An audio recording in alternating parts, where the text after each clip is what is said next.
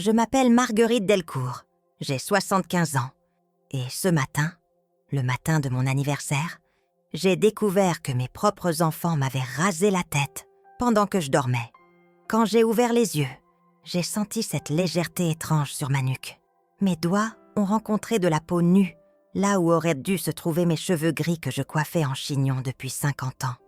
Le miroir de ma chambre était recouvert d'un drap blanc. Dans le couloir, j'entendais des rires étouffés qui montaient pas du salon.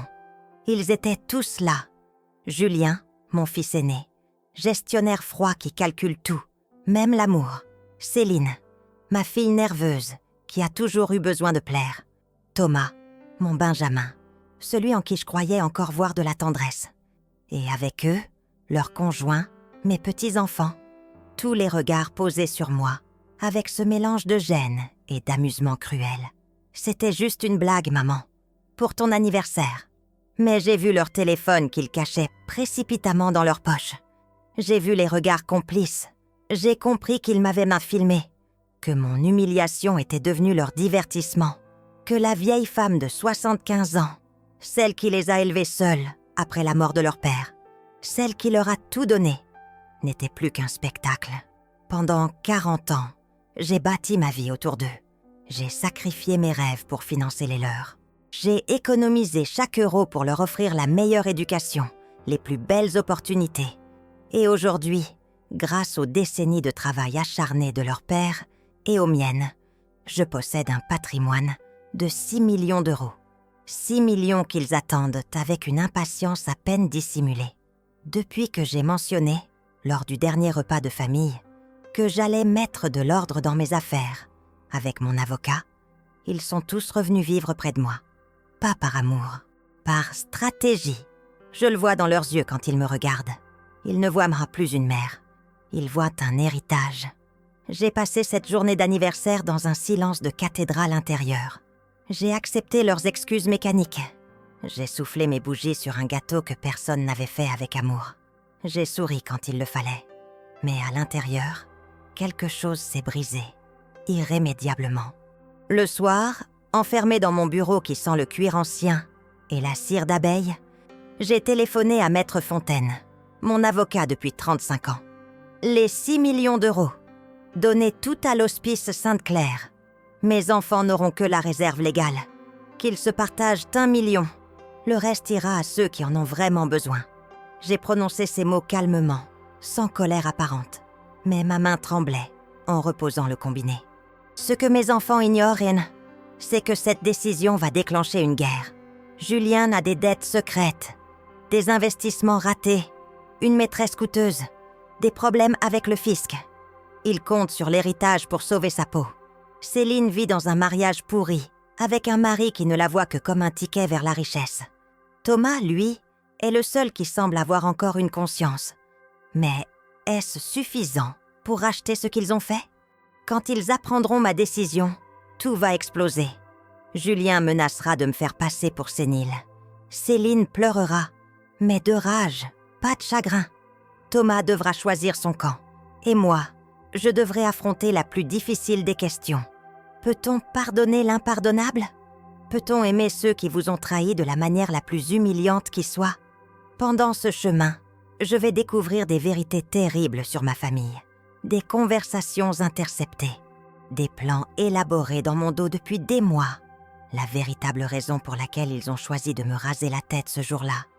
Une stratégie calculée pour me manipuler, pour m'amadouer, pour s'assurer que je ne change rien à mon testament. Mais je vais aussi découvrir autre chose.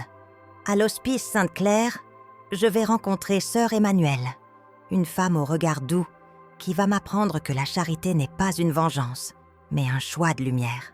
Je vais connaître Jeanne, Monsieur Leroux, Madame Petit, des vieilles personnes abandonnées par leur propre famille, qui vont me montrer ce que signifie vraiment la dignité. Et dans la petite chapelle de mon jardin, à genoux sur les dalles froides, je vais devoir affronter la question la plus difficile de toutes. Est-ce que je fais cela par amour pour ceux qui souffrent ou par haine pour ceux qui m'ont fait souffrir? Cette histoire n'est pas celle d'une vengeance. C'est celle d'une femme qui, à 75 ans, a dû choisir entre sa famille et sa dignité. entre l'argent et l'amour, entre le pardon et la justice. C'est l'histoire d'une femme qui a perdu ses cheveux, mais qui a retrouvé sa fierté et qui a compris, au prix de tout ce qu'elle possédait, que certaines choses ne se négocient pas, même quand elles coûtent 6 millions d'euros, même quand elles coûtent 3 enfants, même quand elles coûtent tout. Le jour s'est levé sur Lyon comme tous les autres matins d'octobre, dans cette lumière grise et douce qui glisse entre les nuages bas, caressant les toits d'ardoise du quartier de Fourvière. Mais ce matin-là, le 17 octobre, n'était pas un matin comme les autres. C'était mon 75e anniversaire. Et je me suis réveillée avec la sensation étrange qu'il manquait quelque chose. J'ai d'abord cru que c'était le silence. D'habitude, même à 6 heures du matin, on entend le bruit de la circulation sur l'avenue Barthélemy-Boyer en contrebas, le tintement lointain des cloches de la basilique, les premiers tramways qui grincent vers Vieux-Lyon. Mais non, tout était là. Ce qui manquait, c'était ailleurs, plus proche, sur moi. J'ai porté ma main à ma nuque par réflexe. Ce geste machinal que je fais chaque matin depuis 50 ans pour vérifier que mon chignon n'a pas glissé pendant la nuit. Mes doigts ont rencontré de la peau. Rien que de la peau. Lisse, froide, nue. Mon cœur s'est arrêté une seconde. J'ai passé ma paume sur mon crâne entier, incrédule, cherchant désespérément une mèche, une touffe, n'importe quoi. Mais il n'y avait rien, plus rien. Mes cheveux, ces cheveux gris argentés que je portais en chignon discret, que je brossais chaque soir sans coup avant de me coucher, héritage de ma mère et de ma grand-mère avant elle, avaient disparu. Je me suis redressée dans mon lit, le souffle court, les mains tremblantes. La chambre baignait dans la pénombre automnale. Les doubles rideaux de velours bordeaux étaient encore tirés, mais une ligne de clarté pâle filtrait entre eux, dessinant une frontière entre le jour et la nuit. J'ai cherché le miroir sur ma coiffeuse, celui dans lequel je me regarde chaque matin depuis que mon mari Bernard est mort, il y a 25 ans. Il était recouvert d'un drap blanc. Quelqu'un était entré dans ma chambre pendant que je dormais. Quelqu'un m'avait rasé la tête. Et quelqu'un avait pris soin de couvrir tous les miroirs pour que je ne puisse pas me voir immédiatement. Mon sang s'est glacé. Je me suis levée, les jambes fragiles, et j'ai marché jusqu'à la porte de ma chambre. Le parquet ancien craquait sous mes pieds nus. Dans le couloir, le grand miroir vénitien que Bernard avait rapporté de notre voyage de noces à Venise en 1972, celui qui reflète toute la longueur du corridor jusqu'à l'escalier en chêne, était lui aussi voilé d'un tissu clair. Mais cette fois, j'ai entendu quelque chose qui m'a figé sur place. Des rires, étouffés certes, contenus derrière des mains posées sur des bouches. Mais des rires quand même. Ils montaient du salon, en bas, comme une fumée toxique qui remonte une cheminée. J'ai descendu l'escalier lentement, une marche après l'autre, la main crispée sur la rampe. Ma chemise de nuit en coton blanc, celle que je porte depuis toujours, brodée de petites fleurs bleues, flottait autour de mes chevilles. Je sentais l'air frais du matin sur mon crâne nu, cette sensation horrible de vulnérabilité, comme si on m'avait arraché une couche de peau. Quand je suis arrivée dans le hall d'entrée, j'ai vu la scène dans son entièreté. Ils étaient tous là, tous, rassemblés dans le grand salon avec ses boiseries, Louis XVI, ses fauteuils recouverts de tissu crème, ces tableaux de paysages lyonnais que mon arrière-grand-père avait collectionnés. Le soleil d'octobre entrait par les hautes fenêtres, illuminant la scène comme un projecteur de théâtre. Et au centre de cette scène, il y avait eux, mes enfants, leurs conjoints, mes petits-enfants. Julien, mon aîné, 49 ans, costume gris impeccablement coupé, même un dimanche matin.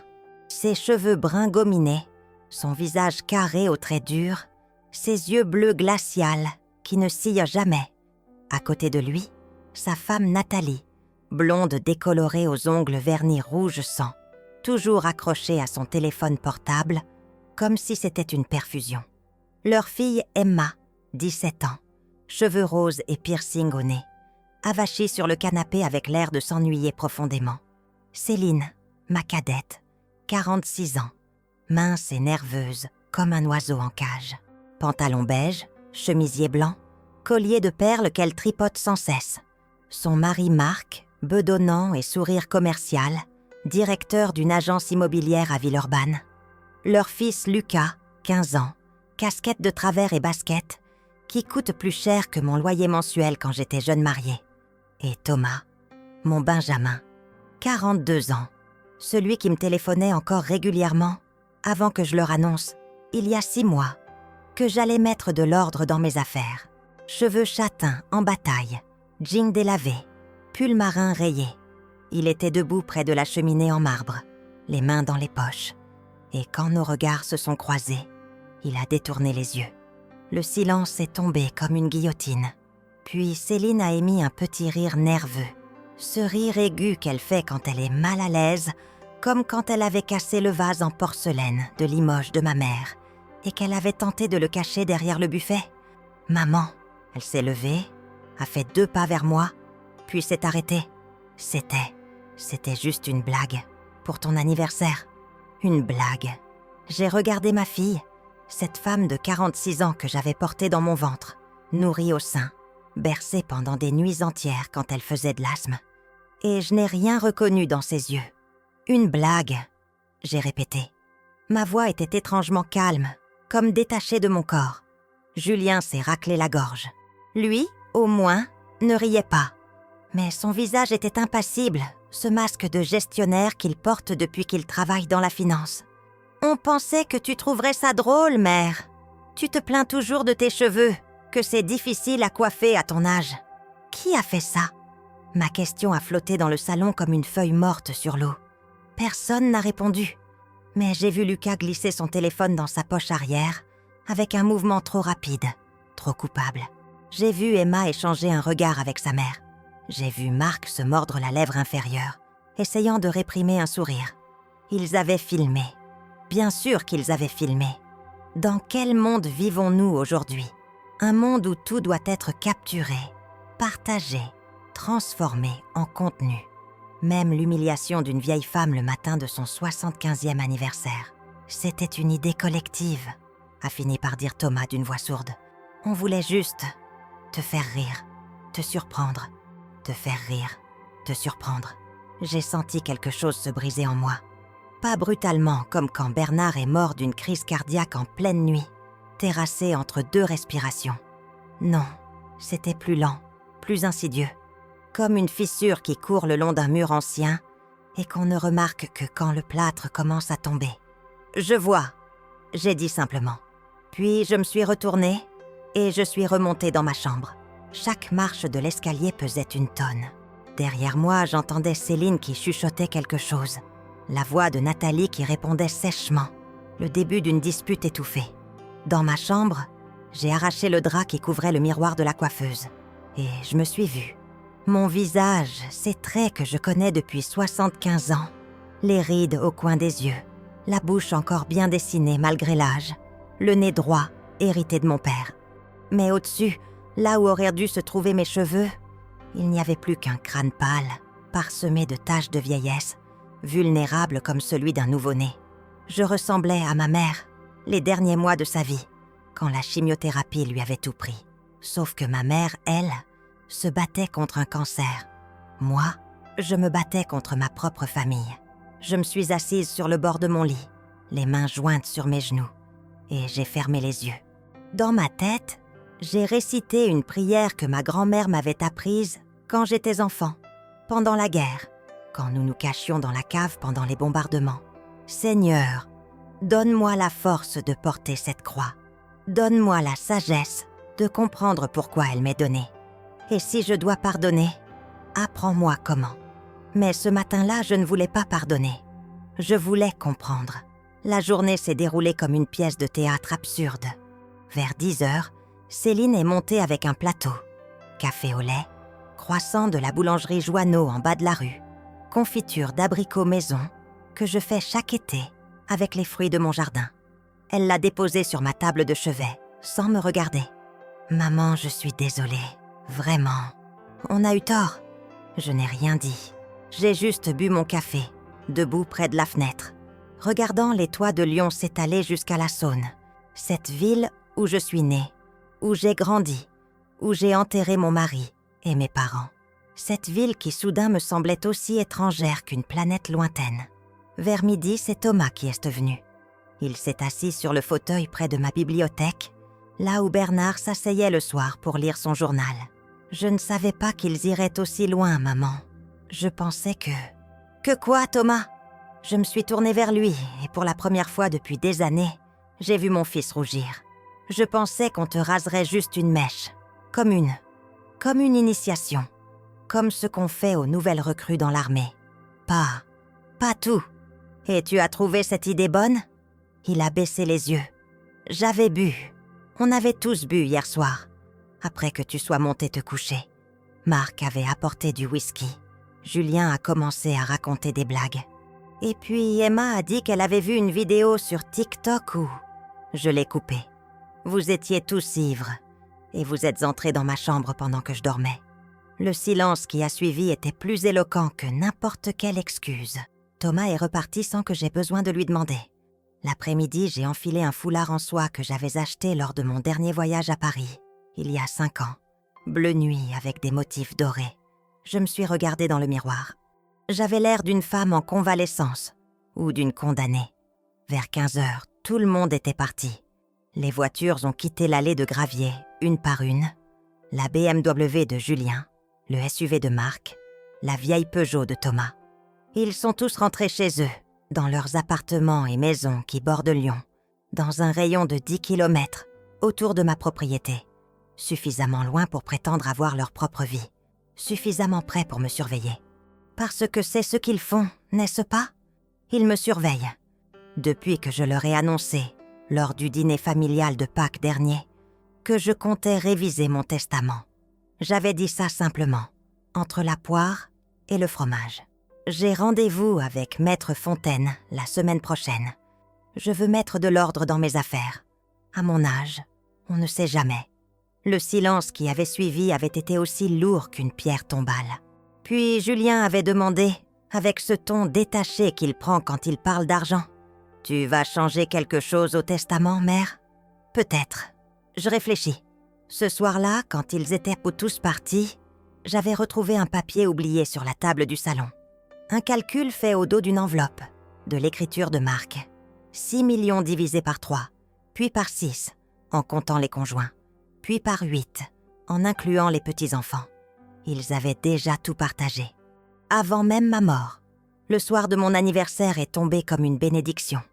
La lumière d'octobre, dorée et mélancolique, s'est retirée lentement des pièces de la maison. J'ai allumé les lampes une par une. Celle du salon avec son abat-jour en soie rose, celle de la bibliothèque avec son pied en bronze, celle de mon bureau avec sa lumière verte de notaire. Mon bureau. C'était là que Bernard gérait nos finances, autrefois. C'était là qu'il m'avait appris, après la naissance de Thomas, comment lire un relevé bancaire, comment investir prudemment, comment bâtir un patrimoine pierre par pierre. « Marguerite, me disait-il, l'argent n'est qu'un outil. Ce qui compte, c'est ce qu'on en fait.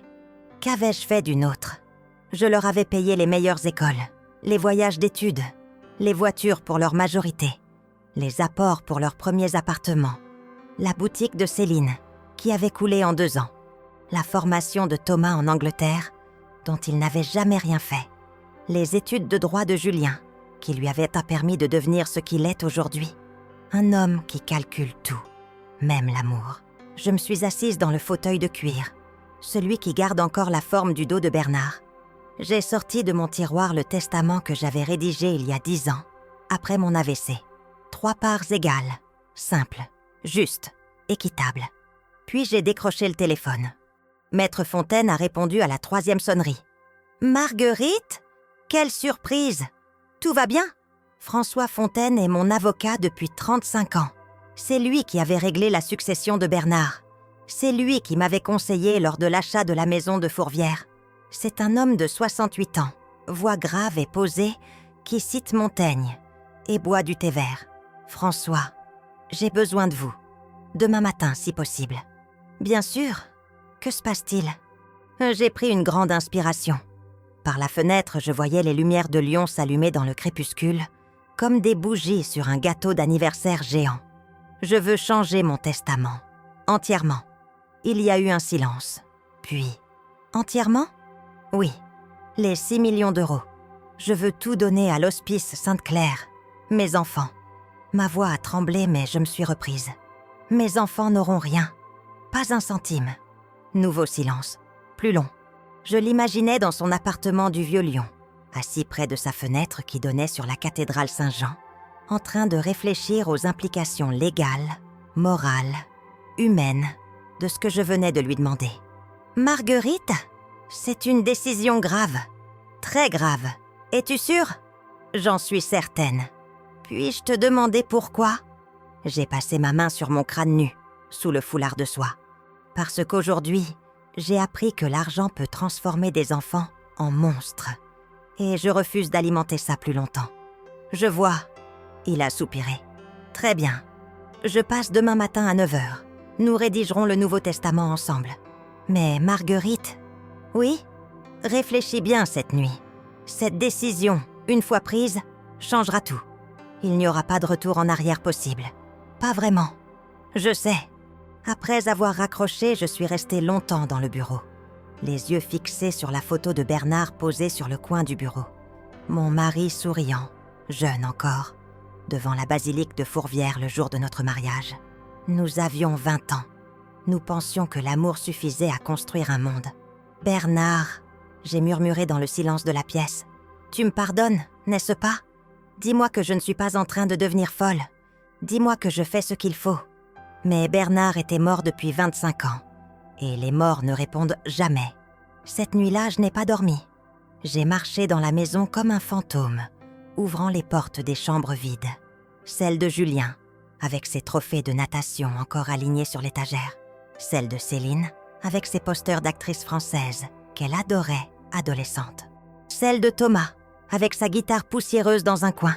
Celle qu'il avait abandonnée quand il avait décidé que la musique ne rapportait pas assez d'argent. Je suis descendue dans le jardin, malgré le froid d'octobre. Les tilleuls bruissaient dans le vent, perdant leurs dernières feuilles. Au fond du jardin, il y avait la chapelle. Oui, une petite chapelle, à peine 5 mètres carrés, construite par mon arrière-grand-père en 1889, en remerciement quand sa femme avait survécu à une fièvre typhoïde. Personne n'y allait plus, sauf moi. Une fois par semaine, je venais nettoyer les bancs de bois, épousseter la statue de la Vierge, allumer un cierge. Cette nuit-là, je me suis agenouillée sur les dalles froides. J'ai allumé une bougie avec une allumette qui a craqué dans le silence, comme un os qui se brise. Et j'ai prié. Pas avec des mots élaborés, juste avec ce qui me restait de foi après 75 ans de vie, de joie et de déception. Si j'ai tort, montre-le-moi. Si je dois pardonner, aide-moi. Mais si ce que je fais est juste, donne-moi la force de tenir. La flamme de la bougie tremblait dans l'obscurité, projetant des ombres dansantes sur les murs de pierre. Et dans ce silence, j'ai entendu quelque chose. Pas une voix, pas une révélation divine, juste ma propre conscience, claire et nette comme une cloche qui sonne. Tu mérites mieux que ça, Marguerite. Tu as toujours mérité mieux. Quand je suis rentrée dans la maison, l'aube commençait à blanchir le ciel à l'est. Lyon se réveillait lentement. Les premiers bus, les premières lumières aux fenêtres, la vie qui reprenait son cours indifférent. J'ai préparé du café, un bon café fort, comme Bernard l'aimait. J'ai coupé une tranche de pain de campagne, les tartinés de beurre salé. J'ai mangé debout près de la fenêtre, regardant ma ville, ma vie, mon passé, et j'ai attendu Maître Fontaine. Parce que demain, non, aujourd'hui, tout allait changer. Et contrairement à ce qu'ils croyaient tous, j'étais prête. Maître Fontaine est arrivé à 9h précises, comme toujours. Je l'ai entendu garer sa Citroën dans l'allée de gravier, refermer la portière avec ce claquement sec et rassurant qui annonce l'arrivée d'un homme méthodique. Quand j'ai ouvert la porte, il m'a regardé longuement. Mon foulard de soie bleu nuit, mon visage fatigué, mes yeux cernés de violet. Et il n'a posé aucune question. Il a simplement dit « Bonjour Marguerite », avec cette douceur qu'ont les gens qui ont vu beaucoup de drames humains et qui ne jugent plus. Nous nous sommes installés dans le bureau. Il a sorti de sa mallette de cuir fauve ses dossiers, ses stylos, son carnet de notes, à la couverture usée. La lumière d'automne entrait par la fenêtre, dessinant des rectangles dorés sur le parquet ciré. « Avant de commencer, » a-t-il dit en croisant ses mains sur le bureau, « je dois te poser une question. Est-ce que quelqu'un t'a fait pression? Est-ce que tu prends cette décision librement? » « Librement », j'ai répété. Le mot avait un goût étrange dans ma bouche. Je ne sais pas si quelqu'un peut être libre quand il prend ce genre de décision, François. Mais oui, personne ne me force. Au contraire. Il a hoché la tête. Bien. Alors voici ce que je te propose. Nous allons rédiger un Nouveau Testament. Un testament holographe, écrit de ta main, daté et signé. Incontestable juridiquement. Tu lègueras l'intégralité de ton patrimoine, estimé à 6 200 000 € selon notre dernier bilan, à l'hospice Sainte-Claire de Lyon. Tes enfants recevront la réserve héréditaire minimale imposée par la loi, soit environ 1 million d'euros à se partager entre les trois. Le reste ira à l'hospice. 1 million d'euros à se partager, alors qu'ils en espéraient 6 chacun. Est-ce qu'ils pourront contester? Ils essaieront sûrement. François a esquissé un sourire triste. Mais tu es saine d'esprit, je peux en témoigner. Tu n'es sous la coupe de personne. Et la loi française protège ton droit de disposer de la quotité disponible comme tu l'entends. S'ils veulent se battre, ils perdront du temps et de l'argent. Mais ils ne gagneront rien de plus. Parfait.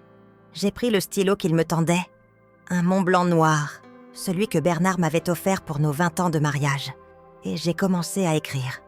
Mon écriture tremblait légèrement, non par hésitation, mais par fatigue. Je n'avais pas dormi. Mais chaque mot que je traçais sur le papier vélin me rendait un peu de ma dignité perdue. Je sous-signais Marguerite Delcourt, née Marchand, domiciliée 14 montée des Tilleuls, à Lyon 5e, saine de corps et d'esprit, legs par la présente. Pendant que j'écrivais, François regardait par la fenêtre. À un moment, il a murmuré « Tu sais, Marguerite, la charité est une vertu, mais c'est aussi une arme. Assure-toi de savoir comment tu veux l'utiliser. » J'ai levé les yeux vers lui. « Que veux-tu dire ? » « Je veux dire que donner à un hospice, c'est magnifique. Mais priver tes enfants, c'est autre chose. L'un nourrit les pauvres, l'autre punit les riches. Les deux ne sont pas toujours compatibles. » J'ai posé mon stylo. « Tu penses que je fais ça par vengeance ? Je pense que tu as été profondément blessée. Et je pense que tu es humaine. » Il m'a regardée avec cette franchise qui n'appartient qu'aux vieux amis. « Mais je pense aussi que si tu fais ce choix pour les mauvaises raisons, tu ne trouveras pas la paix que tu cherches. » Ces mots ont résonné longtemps en moi, même après qu'il soit parti, laissant derrière lui le testament signé, daté, scellé dans une enveloppe Kraft. J'ai passé le reste de la matinée à errer dans la maison, ce testament posé sur le bureau comme une bombe à retardement. Vers midi, le téléphone a sonné. C'était Céline. « Maman, tu vas bien ? J'ai essayé de t'appeler ce matin, mais tu ne répondais pas. J'étais inquiète. » Inquiète. Le mot sonnait faux, comme une note désaccordée dans une symphonie. J'avais un rendez-vous. « Ah !» Un silence. « Avec qui ?» Maître Fontaine. Le silence qui a suivi était si épais que j'aurais pu le couper au couteau. Puis, avec une désinvolture forcée. Pourquoi faire ? Des affaires personnelles. Maman. Sa voix avait pris ce ton plaintif qu'elle utilisait enfant quand elle voulait obtenir quelque chose. Après ce qui s'est passé hier, tu ne vas quand même pas. Quand même pas quoi, Céline ? Tu sais très bien. Le testament. Tu ne vas pas faire de bêtises à cause d'une blague stupide, quand même ? Une blague stupide. Voilà comment elle appelait ça maintenant. Comme si me raser la tête pendant mon sommeil, me filmer, me transformer en spectacle était juste une blague stupide qu'il fallait oublier comme on oublie un verre renversé.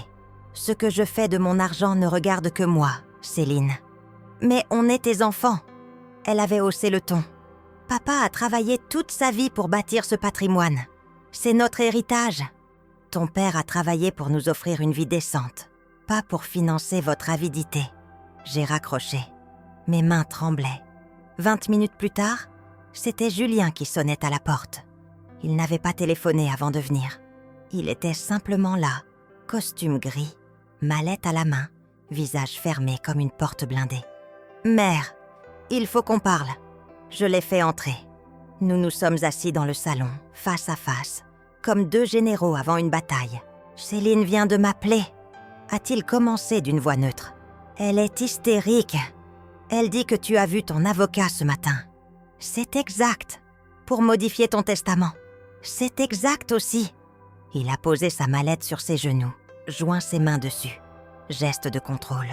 Geste de celui qui négocie pour gagner sa vie. Mère, je comprends que tu sois fâchée. Ce qui s'est passé hier était déplacé. Nous le reconnaissons tous. Mais de là à déshériter tes propres enfants. Je ne vous déshérite pas. Vous aurez la réserve légale. 1 million d'euros à partager. C'est généreux pour des gens qui me traitent comme une vieille folle bonne à humilier. Pour la première fois, j'ai vu une fissure dans son masque. Une contraction de la mâchoire. Un éclair dans ses yeux bleus. 1 million pour 3, soit 330 000 euros, chacun. Alors que le patrimoine en vaut 6. Oui, le reste ira à l'hospice Sainte-Claire. Un hospice. Il a ri, mais c'était un rire sans joie. Tu vas donner 5 millions d'euros à des inconnus plutôt qu'à ta propre famille. Ces inconnus, comme tu dis, s'occupent de vieilles personnes abandonnées par leur famille, de gens en fin de vie qui n'ont plus personne, de ceux que la société a oubliés. Oui, Julien, je préfère leur donner mon argent plutôt qu'à des enfants qui me rasent la tête pour s'amuser. Il s'est levé brusquement, si brusquement que j'ai sursauté. Il a fait quelques pas vers la fenêtre, les mains dans les poches, le dos raide. Quand il s'est retourné, son visage était dur comme de la pierre. Tu es en train de faire une énorme erreur. C'est mon argent. C'est mon erreur. Non. Il a secoué la tête. C'est l'argent de papa aussi. Et papa ne nous aurait jamais fait ça. Invoquait Bernard. Bien sûr. L'arme ultime. Mais cette fois, elle ne fonctionnait pas. Ton père était un homme bon. Il vous aimait. Mais il savait aussi ce que signifiait travailler pour gagner son argent. Il savait ce que valait le sacrifice, l'honnêteté, le respect. Et si ton père était vivant aujourd'hui, Julien, si ton père t'avait vu entrer dans ma chambre avec une tondeuse pendant que je dormais. Ma voix s'est brisée, mais je me suis reprise. Il aurait eu honte de toi. Le silence qui a suivi était aussi glacial qu'un matin de janvier. Julien a pris sa mallette, s'est dirigé vers la porte.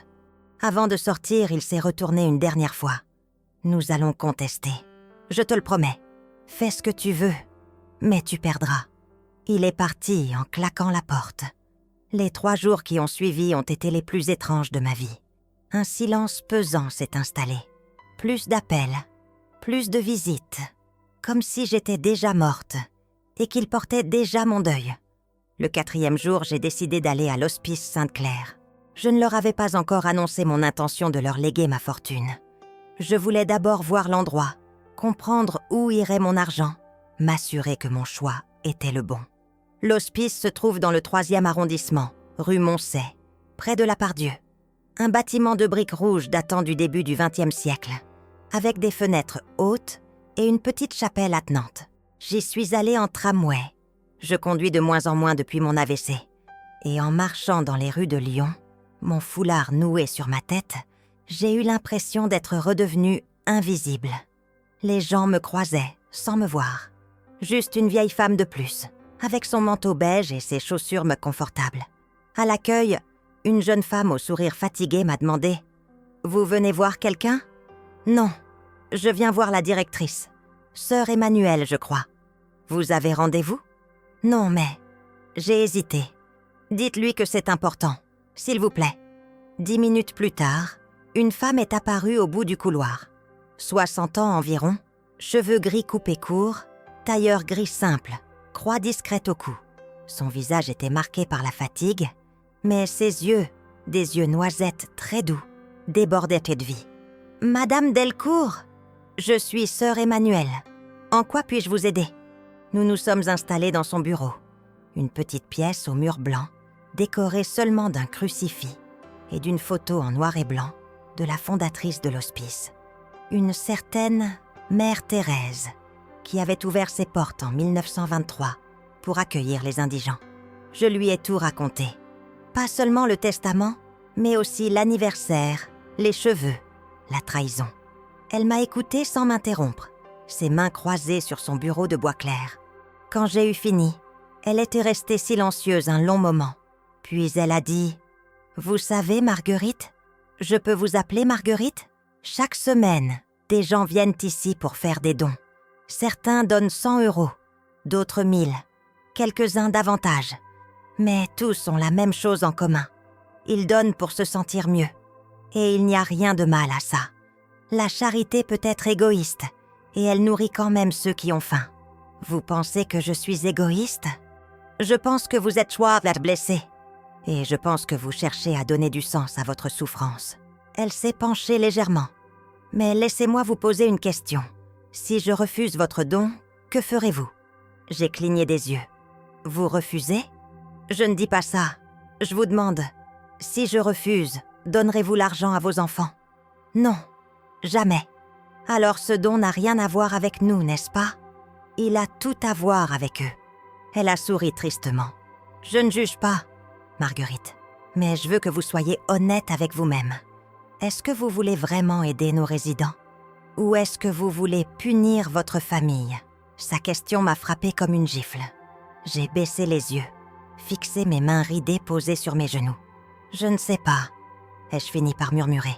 « Les deux, peut-être ? C'est honnête. » Elle s'est levée. « Venez, je vais vous montrer quelque chose. » Nous avons traversé des couloirs au sol de linoléum usé, aux murs repeints trop de fois, où flottait cette odeur particulière des établissements pour personnes âgées. Un mélange de désinfectants, de repas réchauffés et de temps qui s'arrête. Elle m'a fait entrer dans une grande salle commune, baignée de lumière. Des fauteuils roulants étaient disposés en cercle. Des vieilles personnes y étaient assises, certaines somnolentes, d'autres regardant la télévision éteinte, d'autres encore fixant le vide avec ses yeux qui ne voient plus rien. « Voilà où ira votre argent », a dit sœur Emmanuelle doucement. « Pas dans des murs, pas dans des comptes en banque, ici, dans ces vies. Monsieur Leroux, là-bas, 87 ans, ancien mécanicien, abandonné par ses enfants il y a 6 ans. Madame Petit, 92 ans, ancienne institutrice. Son fils ne vient la voir que pour vérifier qu'elle ne lègue rien à quelqu'un d'autre. Elle m'a guidée vers une femme assise près de la fenêtre. Très maigre, cheveux blancs fins comme de la soie, mains déformées par l'arthrite posée sur une couverture tricotée. « Voici Jeanne. Jeanne, je vous présente Marguerite. » La vieille femme a levé des yeux d'un bleu délavé vers moi. Elle a souri, un sourire édenté mais lumineux. « Bonjour, mademoiselle. »« Madame ?» J'ai corrigé gentiment. « Ah oui, pardon. » Elle a ri, un rire d'oiseau fragile. « Vous avez de jolies écharpes. » J'aimais les écharpes moches aussi, avant. J'en avais une en soie rouge, comme celle qu'on voit dans les films avec Audrey Hepburn. Vous la connaissez, Audrey Hepburn ? Oui, je l'adore. Moi aussi. Son sourire s'est élargi. Puis, doucement, il s'est effacé. Où elle est, mon écharpe rouge ? Je ne sais pas, Jeanne. C'est ma fille qui l'a prise. Elle prend toujours mes affaires. Elle dit que je n'en ai plus besoin. Mais j'en ai besoin. C'est mon écharpe. Sœur Emmanuelle a posé une main sur l'épaule de Jeanne. Nous vous en trouverons une autre, Jeanne. Je vous le promets. Quand nous sommes sortis de la salle, j'avais les larmes aux yeux. Voilà ce que font les familles parfois, a murmuré sœur Emmanuelle. Elles prennent les objets, l'argent, la dignité, et elles ne laissent que le vide. Nous sommes retournés dans son bureau. Elle m'a servi un thé noir très fort, comme je l'aime. Nous avons bu en silence, regardant par la fenêtre les rues grises de Lyon sous le ciel d'automne. « Vous allez accepter mon don ?» ai-je fini par demander. « Oui, mais à une condition. » « Laquelle ?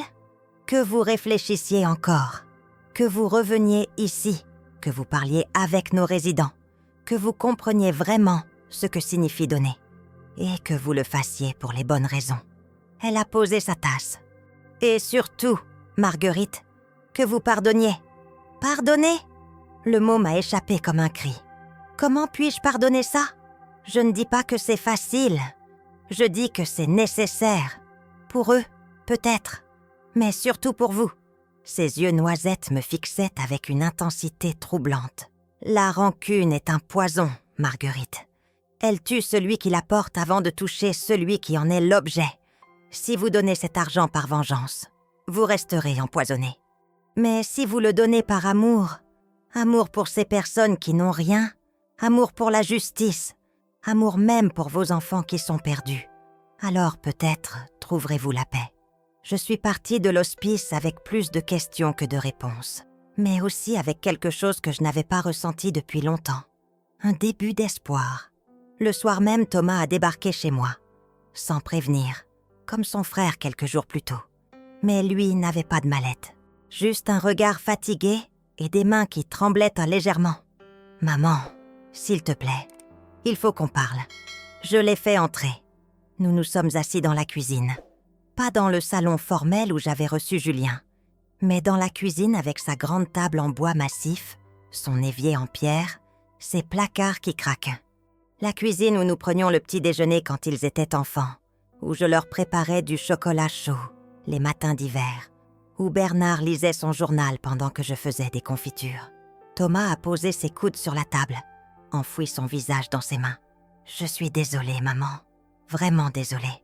Tu l'as déjà dit ? » « Oui, mais... » Il a relevé la tête. Ses yeux étaient rouges. « Mais je ne savais pas comment te le dire vraiment. Comment te faire comprendre que nous. » Il a secoué la tête. « Non, pas nous. Moi.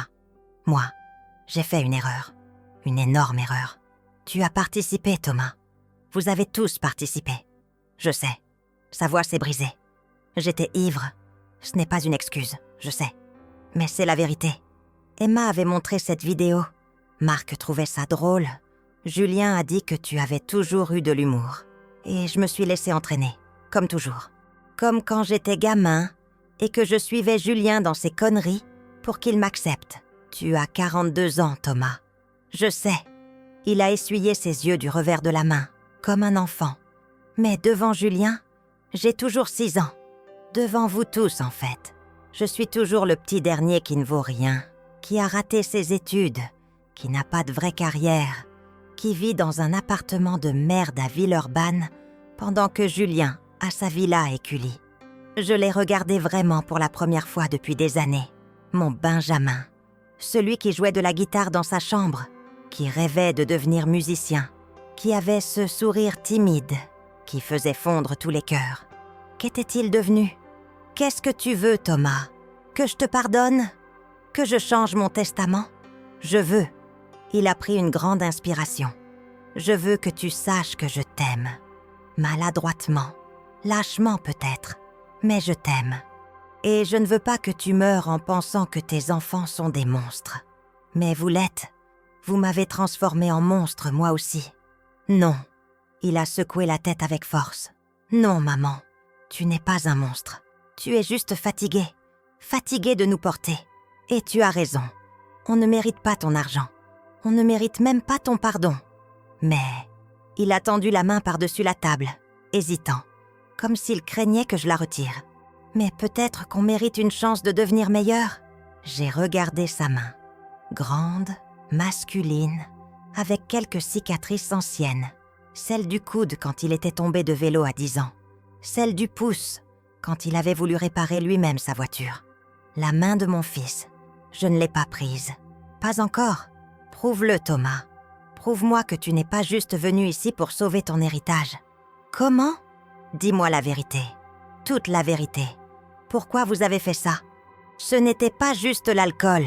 Ce n'était pas juste une blague stupide. Alors quoi ? Il a baissé les yeux. Le silence s'est étiré comme un élastique sur le point de se rompre. Puis, dans un souffle. On avait peur. Peur de quoi ? Peur que tu changes ton testament avant qu'on puisse. Il s'est arrêté, a secoué la tête. Non, pas on. Julien. Julien avait peur. Il a des dettes, maman. Des dettes énormes. Des investissements qui ont foiré. Une maîtresse à qui il verse une pension. Des problèmes avec le fisc. Il compte sur l'héritage pour se reflouer. Et quand tu as dit à Pâques que tu allais voir ton avocat, mon sang s'est glacé. Il vous a demandé de faire ça ?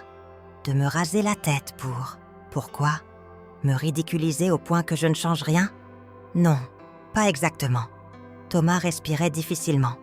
Il a dit que si tu nous trouvais détestables, tu voudrais nous punir. Mais que tu ne pourrais pas donner ton argent à une association sans qu'on puisse contester.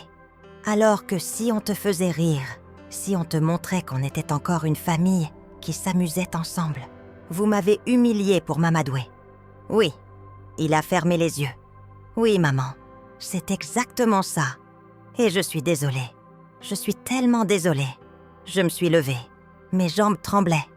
J'ai marché jusqu'à l'évier, ouvert le robinet, laissé l'eau froide couler sur mes mains. Dans le reflet de la fenêtre au-dessus de l'évier, j'ai vu mon visage fantomatique, mon foulard, mes yeux creusés. « Sors d'ici, Thomas. »« Maman, sors !» Il est parti. La porte de la cuisine s'est refermée doucement. J'ai entendu ses pas dans le hall, la porte d'entrée qui s'ouvre et se referme, sa voiture qui démarre dans l'allée. Et je suis restée là, debout devant l'évier, l'eau coulant sur mes mains, incapable de bouger, incapable de penser, incapable de respirer. Cette nuit-là, je suis retournée dans la chapelle. Il pleuvait, une pluie fine et froide, typique de novembre à Lyon. J'ai traversé le jardin trempé, mes pantoufles détrempées, mon manteau de laine lourde collant à mes épaules. La chapelle était glaciale. L'humidité suintait des murs de pierre. J'ai allumé une bougie, puis 2, puis 3, jusqu'à ce que la petite pièce soit baignée d'une lumière tremblante et dorée. Je me suis agenouillée sur les dalles froides et j'ai pleuré. J'ai pleuré pour la première fois depuis l'anniversaire. J'ai pleuré toutes les larmes que j'avais retenues. La colère, la trahison, la solitude, la peur. J'ai pleuré sur mes cheveux perdus, sur ma dignité piétinée, sur mes enfants qui n'étaient plus mes enfants, mais des étrangers déguisés en famille. Et dans ce flot de larmes, j'ai entendu la voix de sœur Emmanuelle. Que vous pardonniez. Comment ? Comment pardonner l'impardonnable ? J'ai levé les yeux vers la statue de la Vierge, cette Marie au visage doux et triste, qui a vu son fils mourir sur une croix. Si elle avait pu pardonner à ceux qui avaient tué son enfant, peut-être pouvais-je pardonner à mes enfants qui avaient simplement tué mon amour pour eux. Aide-moi, ai-je murmuré dans le silence de la chapelle. Je ne sais pas comment faire. Je ne sais pas si j'en ai la force. Mais si tu veux que je pardonne, montre-moi le chemin. La pluie tambourinait sur le toit de tuiles. Les bougies dansaient. Et dans cette nuit froide et sombre, quelque chose en moi a bougé. Pas une réponse, pas une révélation. Juste une petite fissure dans le mur de glace que j'avais construit autour de mon cœur. Une fissure par où pouvait entrer la lumière. Le lendemain matin, j'ai pris le tramway jusqu'à l'hospice Sainte-Claire, sans prévenir, sans m'annoncer. Je voulais juste être là, avec ces gens qui n'avaient rien, qui n'attendaient rien de moi. Sœur Emmanuelle m'a accueillie avec surprise, mais aussi avec un sourire. « Vous êtes revenu. » Je suis revenue. Pourquoi ? Pour comprendre. Elle m'a prêté une blouse blanche, m'a donné une liste de chambres. Allez leur parler. Écoutez-les. C'est tout ce qu'ils veulent. J'ai passé la journée à l'hospice. J'ai parlé avec Jeanne, qui m'a raconté 10 fois la même histoire de son écharpe rouge. Avec Monsieur Leroux, qui m'a montré des photos jaunies de sa femme morte 20 ans plus tôt. Avec Madame Petit, qui m'a récité par cœur des poèmes de Victor Hugo qu'elle enseignait à ses élèves dans les années 1960. Et en écoutant leurs histoires, j'ai compris quelque chose. Nous étions tous pareils, tous abandonnés, tous trahis, tous en train de chercher un sens à notre souffrance. Le soir, avant de partir, j'ai retrouvé sœur Emmanuelle dans son bureau. « Je vais maintenir mon don », lui ai-je dit. « Les 5 millions iront ici, mais pas par vengeance, par choix, parce que vous en avez besoin, parce que ces personnes méritent mieux que l'oubli. Et vos enfants. Mes enfants auront leur part légale, mais surtout, j'ai pris une grande inspiration. Surtout, je vais essayer de leur pardonner. Pas aujourd'hui, peut-être pas demain, mais un jour. » Elle a souri. C'est déjà un début. 2 jours plus tard, j'ai convoqué mes 3 enfants pour un dîner. Chez moi. 7 heures du soir. Présence obligatoire. Ils sont tous venus. Julien, raide et méfiant. Céline, nerveuse et parlant trop vite. Thomas, silencieux et les yeux baissés. Nous nous sommes assis autour de la table de la salle à manger, celle où nous fêtions Noël quand ils étaient enfants, celle où Bernard découpait le gigot d'agneau le dimanche. J'avais préparé un pot-au-feu. Rien de sophistiqué, juste le plat que Bernard adorait, celui que ma mère me faisait quand j'étais petite. Bœuf, carottes, poireaux, pommes de terre. Simple, honnête, comme devrait l'être une famille. Nous avons mangé en silence pendant 10 minutes. Puis, j'ai posé ma fourchette. J'ai quelque chose à vous dire. 3 paires d'yeux se sont levés vers moi. 3 visages tendus. 3 personnes en attente du verdict. J'ai modifié mon testament. Le silence était assourdissant. 5 millions d'euros iront à l'hospice Sainte-Claire. Vous vous partagerez 1 million, comme le prévoit la loi.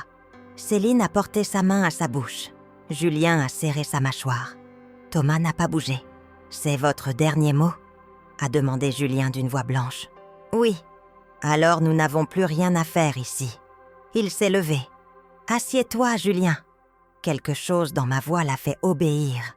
Il s'est rassis lentement, les yeux brillants de rage contenue. « Je veux que vous sachiez quelque chose. » ai-je continué. « Ce choix n'est pas seulement une punition. C'est aussi un cadeau. »« Un cadeau ?» a craché Céline. « Tu nous prives de notre héritage et tu appelles ça un cadeau ?» Oui, parce que maintenant vous êtes libre. Libre de me voir non pas comme un compte en banque, mais comme votre mère. Libre de venir me voir parce que vous m'aimez, pas parce que vous avez peur que je change mon testament. Libre de devenir qui vous voulez vraiment être. Pas des gens qui attendent qu'une vieille femme meure pour toucher le jackpot. Le silence qui a suivi était différent, plus lourd, plus profond. Et si je ne voulais pas de cette liberté, a murmuré Julien, si tout ce que je voulais, c'était l'argent que papa et toi avez économisé pour nous. Alors mon fils, tu as déjà perdu bien plus que de l'argent. Tu as perdu ton âme. Julien s'est levé pour de bon cette fois. Il a quitté la table sans un mot, sans un regard. La porte d'entrée a claqué. Céline l'a suivi quelques minutes plus tard, en larmes, en me lançant un « Tu le regretteras » qui sonnait plus comme une supplication qu'une menace. Thomas est resté, seul avec moi dans cette grande salle à manger trop vide, avec les restes du pot-au-feu refroidissant dans les assiettes. « Maman, a-t-il fini par dire, est-ce qu'il y a une chance que je change d'avis ?» Non. Il a hoché la tête. Je comprends. Mais Thomas, j'ai tendu ma main par-dessus la table. La même main qu'il m'avait tendue quelques jours plus tôt et que je n'avais pas prise. Il y a une chance que je te pardonne. À toi, si tu me montres que tu veux vraiment changer. Cette fois, c'est lui qui a pris ma main. Et dans cette pression de nos doigts entrelacés, j'ai senti quelque chose se briser et quelque chose d'autre commencer à guérir. Les semaines qui ont suivi le dîner ont été les plus silencieuses de ma vie. Un silence différent de celui qui avait précédé. Pas un silence d'attente, mais un silence de deuil. Julien ne m'a plus jamais contacté. Céline m'a envoyé 2 messages par SMS, brefs et froids, pour m'informer qu'elle prenait ses distances. Thomas, lui, venait me voir 1 fois par semaine, le jeudi soir, toujours à la même heure, 7 heures. Nous buvions du thé, parlions peu, et quand il repartait, je sentais qu'il essayait. Vraiment. Novembre s'est transformé en décembre.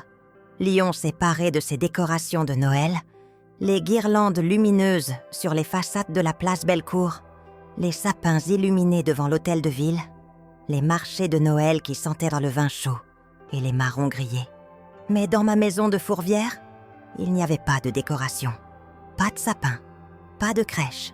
Pour la première fois depuis 45 ans, je n'avais personne avec qui fêter Noël. Et étrangement, ça ne me rendait pas aussi triste que j'aurais cru. J'avais commencé à passer mes après-midi à l'hospice Sainte-Claire. Sœur Emmanuelle m'avait proposé de devenir bénévole, et j'avais accepté. Pas pour racheter quoi que ce soit, pas pour prouver quelque chose. Juste parce que ces gens-là me donnaient un quelque chose que ma famille ne m'avait jamais donné. Ils me voyaient. Jeanne, avec sa mémoire trouée comme un gruyère, me reconnaissait maintenant. « Ah, c'est vous, la dame aux jolies écharpes », me disait-elle à chaque fois. J'avais fini par lui acheter un foulard rouge en soie, comme celui dont elle parlait sans cesse. Quand je le lui avais offert, elle avait pleuré. « Vous êtes un ange », avait-elle murmuré. Mais non, je n'étais pas un ange. J'étais juste une femme qui comprenait ce que signifiait perdre quelque chose d'important et ne pas pouvoir le récupérer. Monsieur Leroux m'avait demandé de lui lire le journal tous les mercredis. Il aimait la rubrique sportive, même s'il s'endormait souvent au milieu de la lecture. Je continuais quand même, ma voix basse accompagnant son sommeil paisible. Parfois, il se réveillait en sursaut et me demandait « Qui a gagné ?» Je répondais « Lyon », même si ce n'était pas vrai. Ça le faisait sourire. Madame Petit me récitait toujours ses poèmes. Un jour, je lui ai apporté un vieux recueil de Victor Hugo que j'avais trouvé dans la bibliothèque de Bernard. Elle l'a serré contre sa poitrine, comme un trésor. « Vous savez, » m'a-t-elle dit, « ma fille ne vient plus. Elle dit qu'elle est trop occupée. Mais vous venez. Pourquoi ? Parce que vous me rappelez pourquoi il est important de ne pas oublier les gens. » Elle avait hoché la tête, les yeux humides. « Vous êtes une bonne personne. » Je ne savais pas si c'était vrai, mais j'essayais. Début décembre, j'ai reçu une lettre recommandée, de l'étude de Maître Arnaud, un avocat que je ne connaissais pas. À l'intérieur, une mise en demeure. Julien Delcourt contestait mon testament pour altération des facultés mentales et influence indue. Il demandait une expertise psychiatrique et l'annulation du legs à l'hospice. J'ai appelé Maître Fontaine immédiatement. « Je m'y attendais », a-t-il dit calmement. « C'est classique dans ce genre de situation. Ton fils pense que s'il peut prouver que tu n'étais pas en pleine possession de tes moyens, il pourra récupérer l'héritage. Mais je suis parfaitement saine d'esprit. Je sais, et c'est ce que nous allons démontrer. Il faut que tu acceptes l'expertise psychiatrique. Un médecin va venir te voir, t'évaluer. Tu répondras à ses questions honnêtement. Il constatera que tu es lucide, cohérente et que ta décision est mûrement réfléchie. Julien perdra, mais il faut en passer par là. Combien de temps ça va prendre ? Des mois, peut-être un an, peut-être plus si ton fils est tenace. 1 an, peut-être plus. À 75 ans, 1 an, c'est une éternité. François, et si je meurs avant la fin du procès ? Silence, puis... Alors ton testament sera exécuté tel que tu l'as rédigé. L'hospice recevra l'argent. Tes enfants recevront leur part légale. Bien. Après avoir raccroché, je me suis assise près de la fenêtre de mon bureau, regardant les toits de Lyon disparaître dans le brouillard hivernal. Je pensais à Julien, mon fils aîné, celui qui avait appris à lire avant tous les autres enfants de sa classe, celui qui me récitait des poésies qu'il inventait quand il avait 6 ans, celui qui pleurait dans mes bras quand son père était mort. Quand avait-il cessé d'être cet enfant ? Quand l'argent était-il devenu plus important que l'amour ? J'ai fermé les yeux et j'ai prié. Pas pour qu'il perde son procès, pas pour qu'il souffre, juste pour qu'un jour, peut-être, il comprenne ce qu'il avait perdu. L'expertise psychiatrique a eu lieu 1 semaine avant Noël. Le docteur Chevalier est arrivé un matin froid et clair, avec sa mallette de médecin et son carnet de notes. C'était un homme d'une 50aine d'années, cheveux grisonnants, lunettes rondes, voix douce. Nous nous sommes installés dans le salon. Il m'a posé des questions pendant 2 heures, sur ma vie, mes souvenirs, mes décisions. Il m'a fait faire des tests de mémoire, de logique, de cohérence. Il m'a demandé pourquoi j'avais décidé de déshériter mes enfants. Je lui ai tout raconté, l'anniversaire, les cheveux, la trahison, mais aussi le reste, les années de dévouement, l'argent donné sans compter, l'amour qui s'était transformé en transaction, et ma décision de donner à ceux qui n'avaient rien, plutôt qu'à ceux qui ne pensaient qu'à avoir plus. Il m'écoutait en prenant des notes, sans jamais m'interrompre. Quand j'ai eu fini, il a refermé son carnet.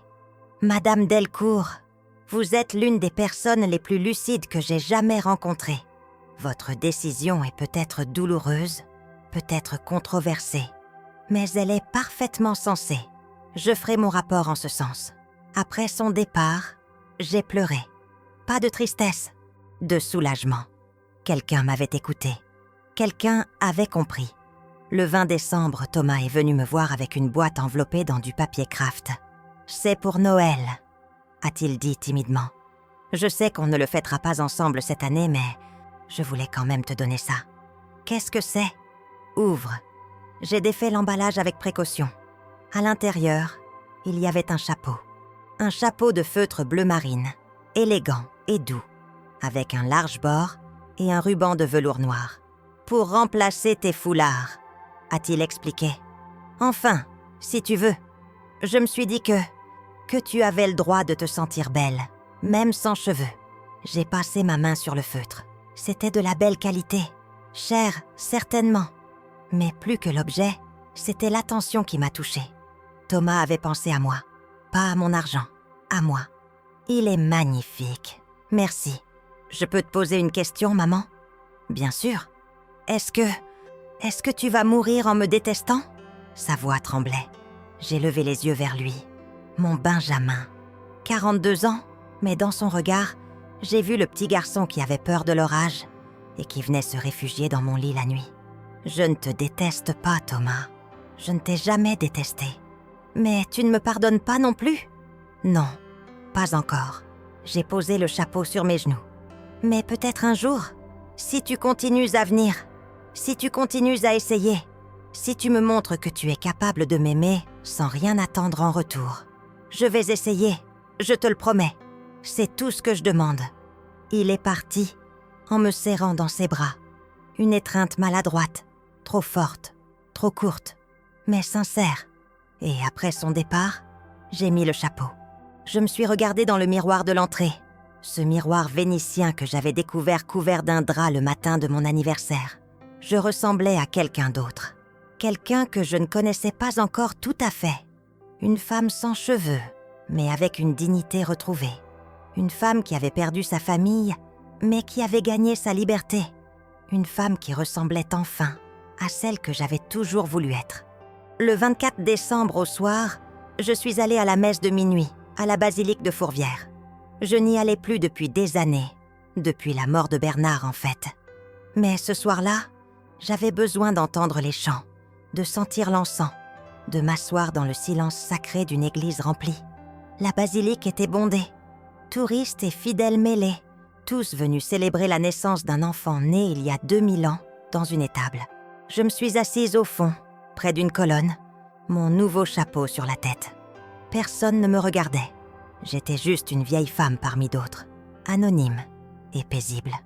Pendant la messe, j'ai pensé à la Vierge Marie, cette jeune fille qui avait dit oui à quelque chose qu'elle ne comprenait pas, qui avait porté un enfant dans des circonstances impossibles, qui l'avait élevé du mieux qu'elle pouvait et qui l'avait vu mourir de la pire des manières. Et pourtant, elle était restée debout, au pied de la croix, témoin de la souffrance. Mais debout, je voulais être comme elle, debout, quand le prêtre a parlé du pardon. Pardonnez-nous nos offenses, comme nous pardonnons à ceux qui nous ont offensés. J'ai senti quelque chose bouger en moi. Cette fissure dans le mur de glace, celle qui s'était ouverte dans la chapelle de mon jardin sous la pluie, s'était élargie. Pas complètement, pas encore, mais assez pour laisser entrer un peu de lumière. À la fin de la messe, alors que les gens sortaient dans la nuit froide étoilée de Lyon, je suis restée encore un moment. J'ai allumé un cierge, un pour Bernard, un pour mes parents, un pour Julien, Céline et Thomas, et un pour moi. Puis je suis rentrée chez moi, dans ma grande maison vide, où personne ne m'attendait. J'ai réchauffé une soupe de légumes. Je me suis assise devant la télévision, mais je ne l'ai pas allumée. Je suis simplement restée là, dans le silence, écoutant le vent souffler dans les tilleuls. Et pour la première fois depuis longtemps, je me suis sentie en paix. Le 25 décembre, je suis allée à l'hospice. Je n'étais pas censée travailler. C'était Noël après tout. Mais je savais que beaucoup de résidents seraient seuls. Leur famille ne viendrait pocherait pas. Trop occupée, trop loin, trop indifférente. Comme mes enfants, comme moi, autrefois. Sœur Emmanuelle était là, bien sûr. Elle était toujours là. « Marguerite, je ne m'attendais pas à vous voir aujourd'hui. Où serais-je d'autre ? Nous avons organisé un petit réveillon pour les résidents. Rien de sophistiqué. Juste du poulet rôti, des légumes, un gâteau au chocolat fait maison par une des aides-soignantes. Mais quand nous avons allumé les bougies sur la longue table de la salle commune, Quand nous avons chanté des cantiques de Noël, j'ai vu leurs visages s'illuminer. Jeanne portait son foulard rouge. Monsieur Leroux avait mis une cravate. Madame Petit récitait un poème sur l'hiver. Et autour de cette table, dans cette salle qui sentait le désinfectant et le temps qui passe, j'ai ressenti quelque chose que je n'avais pas ressenti depuis très longtemps. De l'amour, simple, pur, désintéressé. Après le dîner, sœur Emmanuelle et moi avons fait la vaisselle ensemble dans la petite cuisine. Nos mains plongées dans l'eau savonneuse, nous parlions peu, mais confortablement. « Tu sais, Marguerite, » a-t-elle fini par dire, « tu as changé depuis la première fois où tu es venue ici. Comment ça? Tu es plus légère, comme si tu avais posé un fardeau. Peut-être. J'ai essuyé une assiette pensivement. Ou peut-être que j'ai juste compris qu'il y a des choses plus importantes que l'argent et la famille. Non. » Elle m'a regardée avec ses yeux noisettes si doux. « Tu as compris qu'il y a différentes façons de construire une famille. Et que l'amour ne se mesure pas au sang partagé, mais au temps donné. » J'ai souri. « Tu es sage, Emmanuelle ? » « Non, juste vieille. » Nous avons ri ensemble. Et dans ce rire, j'ai senti que j'avais trouvé quelque chose de précieux. Une amie. Une vraie. Celle qui ne voulait rien de moi, sauf ma présence. Janvier est arrivé avec son cortège de froid et de brouillard. Les jours s'allongeaient lentement, millimètre par millimètre. Et avec eux, ma vie trouvait un nouveau rythme. Le lundi, je faisais mes courses au marché de la Croix-Rousse. Le mardi, je lisais dans mon bureau. Le mercredi, je lisais le journal à Monsieur Leroux. Le jeudi, Thomas venait prendre le thé. Le vendredi, j'aidais à la distribution des repas à l'hospice. Le week-end, je me reposais. C'était une vie simple. Certains l'auraient trouvée ennuyeuse. Mais pour moi, après 75 ans de tumulte et d'attente déçue, c'était exactement ce dont j'avais besoin. Mes cheveux avaient commencé à repousser. Pas beaucoup. Juste un duvet blanc très fin, comme celui d'un poussin. Je continuais à porter mes foulards et mon chapeau bleu marine. Mais parfois, quand j'étais seule chez moi, j'enlevais tout et je me regardais dans le miroir. Et je me trouvais belle. Pas de la beauté des magazines, évidemment, mais de cette beauté qui vient de l'intérieur, quand on a fait la paix avec soi-même, quand on a choisi la dignité plutôt que la facilité, quand on a compris que vieillir n'est pas perdre, mais transformer. Un jeudi de fin janvier, Thomas est arrivé avec quelqu'un. Une jeune femme d'environ 30 ans, cheveux bruns courts, sourire timide, jean et pull de laine. « Maman, je te présente Anaïs. »« Enchantée, » a dit la jeune femme en me tendant la main. Nous avons pris le thé tous les trois dans la cuisine. Thomas était nerveux, ça se voyait. Il renversait son sucre, parlait trop vite, riait trop fort. Mais Anaïs, elle, était calme. Elle travaillait comme bibliothécaire à la Pardieu. Elle aimait les vieux livres, le cinéma italien et les randonnées dans les Alpes. « Thomas m'a beaucoup parlé de vous, » m'a-t-elle dit. « En bien, j'espère ? En ? Honnêtement ?» Elle a souri. Il m'a dit qu'il avait fait des erreurs, qu'il essayait de les réparer et que vous étiez la personne la plus forte qu'il connaisse. J'ai regardé mon fils. Ses joues avaient rougi. « Tu as dit ça ? » ?»« Oui. » Il a baissé les yeux. Parce que c'est vrai. Après leur départ, ils devaient aller voir un film au cinéma Comoedia. Je suis restée longtemps assise dans la cuisine, une tasse de thé froid entre les mains. Thomas était en train de construire quelque chose. Pas pour moi, pas pour l'héritage, pour lui. Et peut-être, juste peut-être, il deviendrait enfin l'homme qu'il avait toujours voulu être. En février, j'ai reçu une lettre de Céline. Pas un SMS. Une vraie lettre, écrite à la main, sur du papier, à lettres bleu pâle. « Maman, je ne sais pas si tu liras cette lettre. Je ne sais même pas si tu voudras me répondre. Mais je dois l'écrire quand même. J'ai eu tort. Je le sais maintenant. Pas seulement pour l'anniversaire, même si c'était horrible et impardonnable, mais pour tout le reste, pour toutes ces années où je t'ai vue comme une banque, plutôt que comme une personne. Pour toutes ces fois où je suis venue te voir. Non pas parce que je voulais te voir, mais parce que Marc me disait qu'il fallait entretenir la relation. Pour tous ces moments où j'ai fait semblant. Je ne te demande pas de changer ton testament. Je ne te demande même pas de me pardonner. Je veux juste que tu saches que je regrette, vraiment, et que j'essaie de devenir meilleure. Marc et moi sommes séparés. Il est parti il y a un mois. Il disait que si on n'allait pas avoir l'héritage, ça ne servait à rien de rester mariés. Tu avais raison. L'argent nous avait tous pourris. Lucas va bien. Il te demande de tes nouvelles. Je ne sais pas quoi lui dire. Alors je lui dis la vérité. Que sa grand-mère est une femme courageuse qui a décidé de choisir la dignité plutôt que la famille. Et qu'un jour, peut-être, nous mériterons de faire à nouveau partie de sa vie. Je t'embrasse, maman. Céline.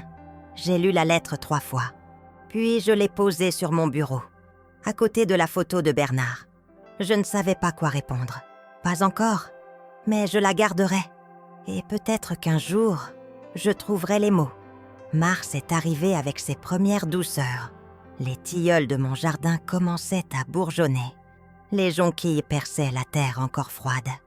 Et moi, je continuais ma vie, jour après jour, pas après pas. Le procès de Julien avait été fixé pour juin. Maître Fontaine m'avait dit de ne pas m'inquiéter, que le rapport du docteur Chevalier était sans appel, que je gagnerais. Mais je ne pensais plus vraiment au procès. Je ne pensais plus vraiment à l'argent. Je pensais à Jeanne, qui m'avait demandé de l'accompagner à la messe du dimanche. Je pensais à Monsieur Leroux, qui s'éteignait doucement et qui me tenait la main pendant des heures, sans rien dire. Je pensais à Madame Petit, qui avait fini par mourir dans son sommeil un matin de février, son recueil de Victor Hugo serré contre son cœur. Je pensais à sœur Emmanuelle, qui m'avait dit un jour « Tu sais, Marguerite, la vraie richesse n'est pas dans ce qu'on possède, mais dans ce qu'on donne. » Et je pensais à moi, à cette femme de 75 ans qui avait perdu ses cheveux, mais qui avait retrouvé sa fierté, qui avait perdu sa famille, mais qui avait trouvé un sens, qui avait appris, enfin, que la dignité ne se négocie pas. Un samedi d'avril, alors que je jardinais dans mon petit potager, je plantais des tomates et des courgettes, comme tous les ans. J'ai entendu la grille grincer. Je me suis retournée, les mains pleines de terre. C'était Julien. Il se tenait là, au bord de l'allée, en jean et pull gris. Pas de costume, pas de mallette, juste lui, les mains dans les poches, le visage fatigué. Nous nous sommes regardés pendant une longue minute. Le vent faisait bruisser les tilleuls. Un merle chantait quelque part. « Bonjour, mère. Bonjour, Julien. Je peux entrer ?» J'ai hésité. Puis, oui, nous nous sommes assis sur le banc de pierre, au fond du jardin, là où Bernard et moi nous asseyons les soirs d'été pour regarder le coucher de soleil sur Lyon. Julien fixait ses chaussures. Moi, je fixais mes mains sales de terre. « J'ai retiré mon procès », a-t-il fini par dire. J'ai tourné la tête vers lui, surprise. Pourquoi ? Parce que j'ai compris quelque chose. Il a relevé les yeux vers moi, et pour la première fois depuis des années, j'ai vu de l'émotion dans ce regard habituellement si froid. J'ai compris que même si je gagnais, j'aurais perdu, parce que l'argent ne me rendrait pas ma mère. Mes yeux se sont embués. « Julien, non, laisse-moi finir. » Il a pris une grande inspiration. « Je sais que j'ai été un fils horrible. Je sais que je t'ai traité comme un investissement plutôt que comme un être humain. Je sais que ce que nous avons fait pour ton anniversaire était impardonnable. Je ne viens pas te demander de me pardonner. Je viens juste te dire que je regrette et que je comprends. Tu comprends quoi ? Que tu as fait ce qu'il fallait. » Sa voix tremblait. « Que tu nous as donné une leçon que nous devions apprendre. Que l'argent ne vaut rien si on perd son âme pour l'obtenir. » J'ai tendu ma main, cette main ridée, marquée par l'âge et le travail, et je l'ai posée sur celle de mon fils. « Tu es en train de la retrouver, ton âme. Je le vois. » Il a serré ma main. Je ne sais pas si c'est trop tard. Il n'est jamais trop tard pour devenir quelqu'un de bien. Nous sommes restés assis là pendant 1 heure, parlant peu, mais présents l'un à l'autre. Et quand il est parti, il m'a embrassé sur le front. Un baiser léger, presque hésitant, mais réel. Après son départ, je suis retournée à mon potager. J'ai planté mes derniers plants de tomates, arrosé la terre sèche, contemplé mon jardin qui renaissait après l'hiver. Et j'ai souri. Le procès n'a jamais eu lieu.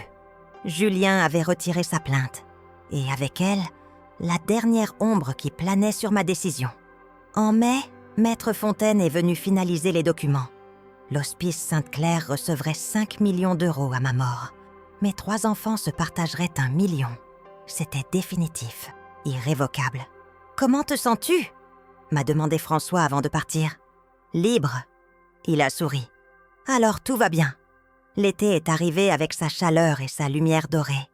Mes cheveux avaient repoussé, pas comme avant, plus fins, plus blancs, mais suffisamment pour que je puisse me passer de foulard si je le voulais. Je continuais quand même à porter mon chapeau bleu marine, pas par honte, par élégance. Thomas venait toujours le jeudi, parfois avec Anaïs, parfois seul.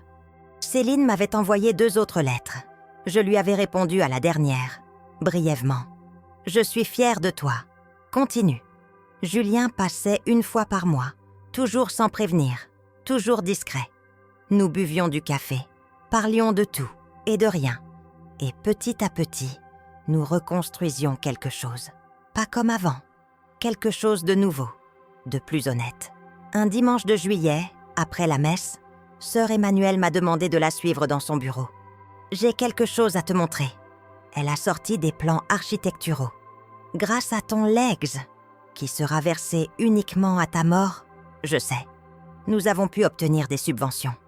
Nous allons construire une nouvelle aile, 10 chambres supplémentaires, un jardin thérapeutique, une bibliothèque. C'est magnifique. Nous voulons l'appeler l'aile Marguerite, en ton honneur. » J'ai secoué la tête. « Non, appelle-la l'aile de la dignité. C'est ce qu'elle représente. » Elle a souri. « L'aile de la dignité. C'est parfait. » Septembre était revenu, avec ses lumières douces et ses premiers froids. J'avais 76 ans maintenant. Mon corps me rappelait régulièrement mon âge. Les articulations qui craquent, l'essoufflement dans les escaliers, la fatigue qui vient plus vite. Mais mon cœur, lui, était plus léger qu'il ne l'avait été depuis des décennies. Un jeudi soir, Thomas est venu avec une nouvelle. « Maman, Anaïs et moi, nous allons nous marier. C'est merveilleux. » Et il a hésité. « Je voulais te demander quelque chose. Est-ce que tu accepterais d'être mon témoin ?» J'ai senti les larmes monter. Bien sûr, ce serait un honneur. Le mariage a eu lieu en octobre, 1 an après mon terrible anniversaire. C'était une cérémonie simple, dans une petite église de la Croix-Rousse.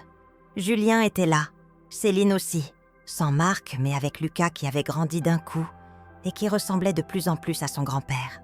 Nous étions tous là, cette famille déchirée, recollée avec du fil blanc et de la bonne volonté. Quand le prêtre a parlé du pardon et de l'amour qui surmonte tout, j'ai regardé mes enfants. Et pour la première fois depuis longtemps, j'ai ressenti quelque chose qui ressemblait à de l'espoir. Novembre était revenu. 1 an exactement après le rasage de mes cheveux. 1 an après que ma vie avait basculé. Le matin du 17 octobre, je me suis réveillée avec le soleil qui entrait par la fenêtre. J'ai passé ma main sur ma tête. Mes cheveux étaient là, courts, mais présents. J'ai enfilé une robe simple, mon chapeau bleu marine, et je suis descendue prendre mon petit déjeuner. À 9h, la sonnette a retenti. C'était eux, tous les 3. Julien, Céline, Thomas, les bras chargés de fleurs, de gâteaux, de cadeaux emballés maladroitement. « Joyeux anniversaire, maman !» ont-ils dit en chœur. Nous avons passé la journée ensemble. Nous avons mangé, ri, parlé. Parfois, le silence était encore lourd. Parfois, les sourires étaient encore forcés. Mais nous étions là, ensemble, en train d'essayer. Le soir, quand ils sont tous partis, je suis allée dans la chapelle du jardin. J'ai allumé une bougie et j'ai remercié. Remercié pour les cheveux qui avaient à repousser, pour la dignité retrouvée, pour les leçons apprises, pour le pardon qui commençait à germer, lentement, comme une graine plantée dans une terre difficile. « Seigneur », ai-je murmuré dans la pénombre de la chapelle, « merci de m'avoir montré que perdre tout peut être la seule façon de tout retrouver. » La flamme de la bougie dansait dans l'obscurité. Et dans cette lumière fragile, j'ai compris que j'avais parcouru un chemin immense, de la femme humiliée du matin de ses 75 ans à celle que j'étais aujourd'hui, une femme debout, libre, en paix. Une femme qui avait appris que la vraie richesse n'est pas dans un compte en banque, mais dans la capacité à choisir qui on veut être, même quand tout s'effondre. Une femme qui ressemblait enfin à celle que j'avais toujours espéré devenir. Épilogue, 3 ans plus tard, par un après-midi de printemps, je suis assise dans le nouveau jardin thérapeutique de l'Hospice Sainte-Claire. L'aile de la dignité a été inaugurée il y a 6 mois. Elle est magnifique, lumineuse, chaleureuse, pleine de vie. Mes cheveux sont complètement blancs maintenant, coupés courts et coiffés simplement. Je ne porte plus de chapeau, sauf quand il fait froid. Mon visage porte les marques du temps, mais aussi quelque chose d'autre, la sérénité.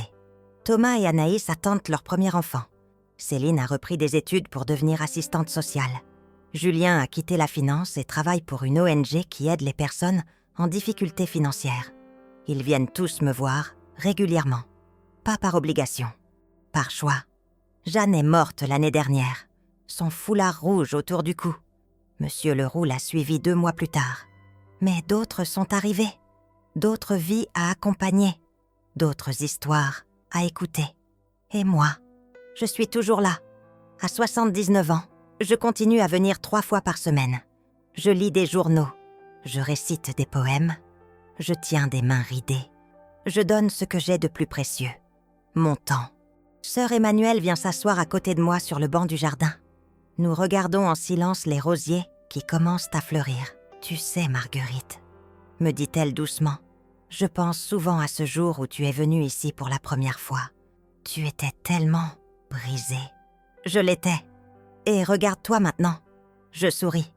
Qu'est-ce que tu vois ? Je vois une femme qui a transformé sa souffrance en lumière, qui a choisi le pardon plutôt que la rancune, qui a compris que donner n'est pas perdre, mais multiplier. Elle pose sa main sur la mienne. Je vois une sainte. Je ris. Non, Emmanuelle, je ne suis pas une sainte. Je suis juste une femme qui a appris, à 75 ans, qu'il n'est jamais trop tard pour choisir qui on veut être. Et qui as-tu choisi d'être ? Je réfléchis un moment, regardant les roses, le ciel bleu, les vieilles personnes qui se promènent dans le jardin en s'appuyant sur leur déambulateur. Quelqu'un de libre, quelqu'un qui ne négocie plus sa dignité, quelqu'un qui sait que l'amour ne se mesure pas en euros, mais en présence, en patience, en pardon. Je me tourne vers elle. Quelqu'un qui ressemble enfin à celle que j'ai toujours voulu être. Emmanuelle sourit. Alors, mission accomplie. Nous restons assises là, dans le jardin de la dignité, sous le soleil doux du printemps.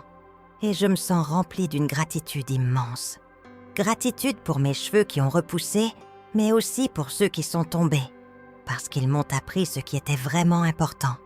Gratitude pour mes enfants qui m'ont trahi, mais qui m'ont aussi donné l'opportunité de leur montrer ce que signifie la vraie force. Gratitude pour l'argent que j'ai donné, parce qu'il a sauvé des vies et enseigné des leçons. Et gratitude pour cette vie, longue et difficile, pleine de joies et de peines, mais qui m'a menée exactement là où je devais être. Ici, maintenant, libre, fin. La dignité ne se négocie pas, elle se choisit. Marguerite Delcourt, 1950-2032. Le matin de mon anniversaire, j'ai trouvé le miroir couvert et des rires dans le salon.